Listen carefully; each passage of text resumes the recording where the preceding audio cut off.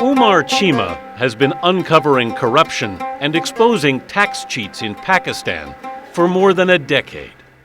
His investigative stories repeatedly make front-page headlines in the news in Islamabad, and he's now ensuring the next generation of journalists will pursue injustices in one of the most dangerous places in the world for journalists.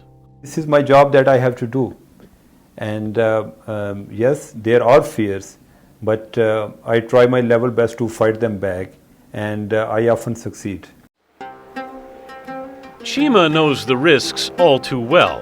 After he wrote a series of stories critical of the government and the army, Cheema was kidnapped and tortured.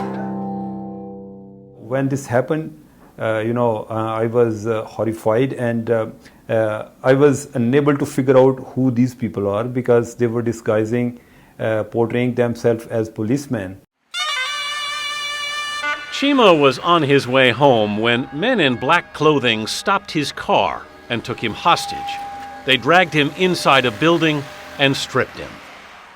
They started beating me with a leather strip and a wooden rod, and they did it for 20 to 25 minutes. And later they had my head shaved, my eyebrows were shaved, and they forced me making different objectionable poses to take the pictures, to make their videos. The kidnappers eventually dumped Cheema on the side of the road, warning him if he spoke a word about what just happened, he'd be kidnapped again and never returned.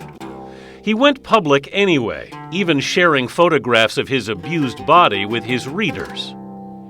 The moment I was released and I was heading back to Islamabad, I told myself that if I have to stay in the journalism, it means that I will do bold work, and doing bold work means that I will have to speak up right now. If I don't do it, they might blackmail me for the whole life. 6 years earlier, anonymous callers had threatened to punish Cheema for his work. Then, as he walked home from the office, a speeding car intentionally ran him down. It would take 6 months for Cheema to recover from his injuries. When he ran over me, the driver applied the brakes, and because I was rolling down, and where I stopped, he again ran over me. But Cheema would not be deterred. He has exposed lawmakers who were spending more time traveling the world than working on legislation. Cheema called former Prime Minister Yusuf Raza Gilani a frequent flyer.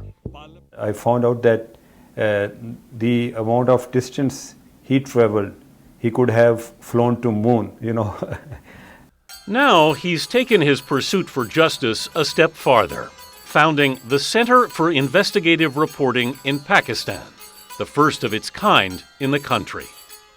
The idea of setting up this center is to encourage in-depth, systematic and original reporting, and at a time when there is a proliferation of speculative reporting.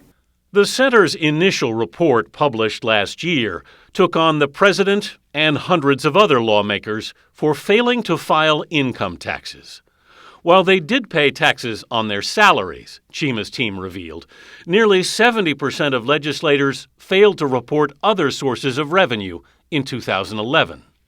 I spent 1 year working on this report because there was nothing officially available, and we don't have any potent right to information law where we can pursue. The report also found only 2% of all Pakistanis are registered to pay taxes. After the revelations were published, the government took action. Tax cheats faced penalties, and now all political candidates must file tax returns. Cheema grew up in Pakistan and built a life there with his wife and children. While the threats against him never go away, Umar Cheema remains committed to making his home a better place. Information is a power, and if you uncover many hidden facts, and if you bring to public light, and if you initiate a policy debate, it has its impact.